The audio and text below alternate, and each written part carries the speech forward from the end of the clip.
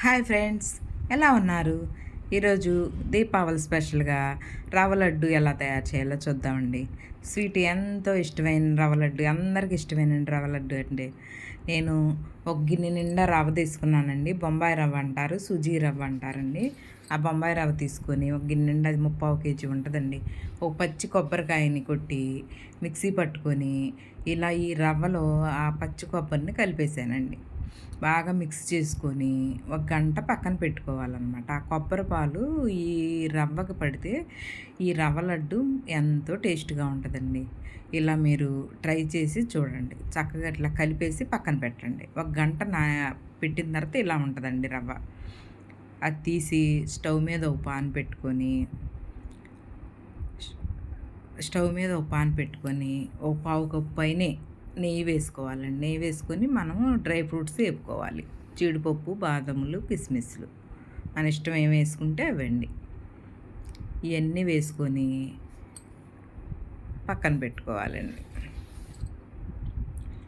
చక్కగా ఇవి కూడా ఎర్రగా యాగనివ్వాలండి. వేగిన తర్వాత ఇవన్నీ కూడా మీడియం సైజు పెట్టే చేయాలండి స్టవ్. ఇప్పుడు ఆ రవ్వను వేసేయండి. రవ్వను వేసేసి ఇక రవ్వ వేసిన దగ్గర నుంచి కలుపుతానే ఉండాలండి. మనం దగ్గర ఉండాలి. కొంచెం పక్కకు వెళ్ళినా రవ్వ ఎర్రగా అయిపోతుంది అనమాట. మనం మిక్స్ చేస్తూ ఉంటే చక్కగా ఏగుతుంది దోరగా. నేను ఇది ఎక్కువైందని చెప్పి తీసానండి. 2 భాగాలుగా వేపా, కలుపుతా కుదరక. చూసారు, ఇట్లా చక్కగా దగ్గరుండి వేపుతూ ఉంటే మనకు నెయ్యి చాలకపోతే కొంచెం వేసుకోవచ్చండి. ఇట్లా దగ్గరుండి బాగా వేపాలండి.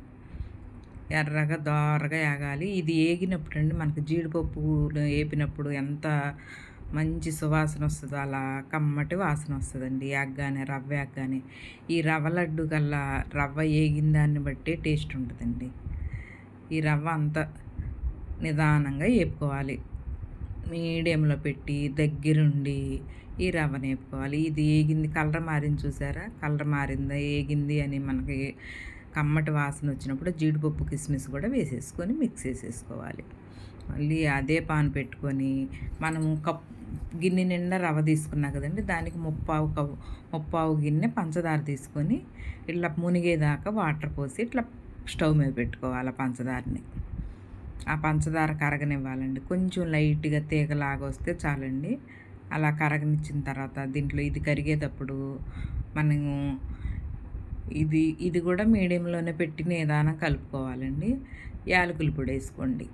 ఇది కరిగేటప్పుడు యాలకుల పొడి వేసుకొని ఇది పాక వచ్చిందన్నప్పుడు ఒక 2 స్పూన్లు నెయ్యి కూడా వేసుకోండి. ఇదంతా నెయ్యితోనూ ఆ రవ్వ వేగిన దాంతోనే టేస్ట్ ఉంటుందండి. వేగిందన్నప్పుడు 2 స్పూన్లు నెయ్యి వేసేసేయండి.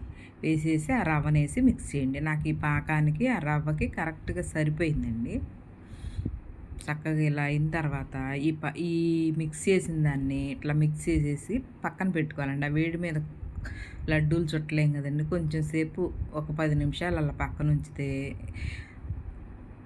చక్కగా ఇది కొంచెం ఆరిన తర్వాత అండి కొంచెం గడ్డలుగా అనిపిస్తూ ఉంటుంది. దాన్ని మ్యాష్ చేసుకుంటా రవ్వ లడ్డు చేసుకుంటే ఎంతో కమ్మగా ఉండే రవ్వ లడ్డు అండి.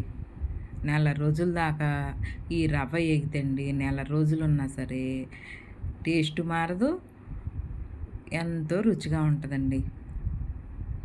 చక్కగా ఇలా రవ్వ లడ్డూలు చుట్టేసేసి పక్కన పెట్టుకోవాలండి.